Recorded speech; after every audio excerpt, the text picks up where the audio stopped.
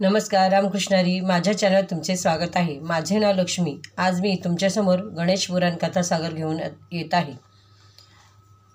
अध्याय 34 व 35 वाचून दाखवणार आहे. अध्याय 34 कथा चिंतामणी सरोवराची. आपले शरीर सुस्वरूप झालेले पाहून इंद्राला गणपतीविषयी अत्यंत आदर वाटू लागला. श्री गणेशावर त्याची भक्ती दृढ झाली. इंद्राने एका वृक्षाखाली बसून ध्यान लावून षडाक्षर मंत्राची उपासना करायला सुरुवात केली. इंद्राने 1000 वर्षे घोर तप केले. त्याच्या अंगावर वारुळे झाली. त्याची ही साधना बघून श्री गजानन प्रसन्न झाले. अतिशय तेजस्वी असे शरीर इंद्राला प्राप्त झाल्याने त्याचे सहस्र नेत्र दिपून गेले. त्यामुळे इंद्र घाबरला. तेव्हा श्री गणेश म्हणाले, इंद्रा, तू घाबरू नकोस. तू ज्याची प्रार्थना करत आहेस तोच प्रत्यक्ष तुझ्यासमोर उभा आहे. तुला कोणता वर पाहिजे तो माग. हे ऐकताच इंद्राला आनंद झाला. त्याची भीती गेली. डोळे उघडून त्याने गजाननचे स्तोत्र म्हणण्यास सुरुवात केली. हे देवादिदेव श्री गणेशा, मला तुझे नाव घेण्याचेही त्राणच नाही. तुला कोणताही आधार नाही, परंतु सर्व जगाला आधार देतोस. तुझे ज्ञान आगाध आहे, त्यामुळे तू सदैव आनंदित असतो. घोर तप करूनसुद्धा सनादिकांना ज्ञान झाले नाही, पण तुझ्या षडाक्षर मंत्रामुळे मला तू आज प्रत्यक्ष दिसतो आहेस. हे गणेशा, मला तुझे विस्मरण होऊ नये असे वरदान द्या. त्या कदंब वृक्षाखाली मी 1000 वर्ष तपस्या केली, म्हणून त्या झाडाखाली एक नगर निर्माण करा आणि त्याला कदंब नगर असे नाव द्या. तपश्चर्याला बसण्यापूर्वी ज्या सरोवरात मी स्नान केले त्या सरोवराला तुमचे नाव म्हणजे चिंतामणी सरोवर असे द्यावे. जे कोणी या सरोवरात स्नान करून दानधर्म करतील त्यांची मनोकामना पूर्ण होऊ दे. तेव्हा श्री गजानन म्हणाले, इंद्रा, तथास्तु. या व्यतिरिक्त मी आणखी वर देतो. जेव्हा जेव्हा तुझ्यावर संकट येईल त्यावेळी तू माझी प्रार्थना कर, म्हणजे मी प्रगट होऊन तुला संकटमुक्त करेन. असे म्हटल्यावर इंद्राने स्वर्गातून गंगा आणली आणि त्या गंगाजलाने गणेशास आंघोळ घातली. त्याबरोबर गणेश परिवारांची यथासांग पूजा केली. गजानन गुप्त झाले. नंतर इंद्राने त्या ठिकाणी स्फटिकाची सुंदर गणेशाची मूर्ती स्थापन केली व तोही स्वर्गलोकी निघून गेला. अशा प्रकारे त्या चिंतामणी सरोवराचे महात्म्य आहे. रखमागंध, तू जाऊन त्या सरोवरात स्नान कर. तुझे कुष्ठ नाहीसे होईल. इंद्रासारखा तुलाही दिव्य तेजस्वी देह मिळेल.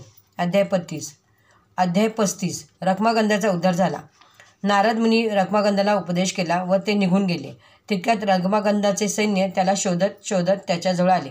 त्याला बघून सैन्याला आनंद झाला, पण त्याचे शरीर कुष्ठ रोगग्रस्त झाल्याने त्यांना वाईट वाटले. असे कशाने झाले असे सैनिकांनी विचारल्यावर राजकुमाराने घडलेल्या सर्व हकायत सांगितली. तो सैन्यांना म्हणाला की नारदाने मला याच्यावरील उपाय सांगितला आहे, त्यामुळे मी आता चिंतामणी सरोवराकडे जाणार आहे. तुमची येण्याची इच्छा असेल तर तुम्हीही चला माझ्याबरोबर. आपण सर्वजण तिथे जाऊन स्नान करू आणि पवित्र होऊनच आपल्या राज्यात जाऊ. सर्वजण आनंदाने त्या चिंतामणी सरोवराच्या दिशेने आले. त्या कुंडात स्नान करतात रखमागंधाचे शरीर सुंदर झाले. सैनिकांनी तिथे स्नान केले तर त्यांचे शरीर पवित्र व सुंदर झाले. रखमागंध श्री गजाननचे स्मरण करतच होता. तितक्यात आकाशाच्या दिशेने 2 विमाने आली. त्यातून 2 देवदूत खाली उतरले. गदाला त्यांनी नमस्कार केला. तेव्हा त्याने त्या दूतांना येण्याचे कारण विचारले. ते म्हणाले, तू श्री गणेशाची मनापासून पूजा केल्याने श्री गणेशजी तुमच्यावर प्रसन्न झाले आहेत. त्यासाठी त्यांनी ही 2 विमाने तुमच्यासाठी पाठवली आहेत. तुम्हाला घेऊन येण्यास आम्हाला सांगितले आहे. त्यावर रखमागंध म्हणाला, मला तुमच्यावर येता येणार नाही. मी श्री गणेशाची भक्ती केली. त्यांनी माझ्यासाठी ही विमाने पाठवली, त्याबद्दल मी कृतज्ञ आहे. परंतु मला माझ्या राज्यात गेले पाहिजे.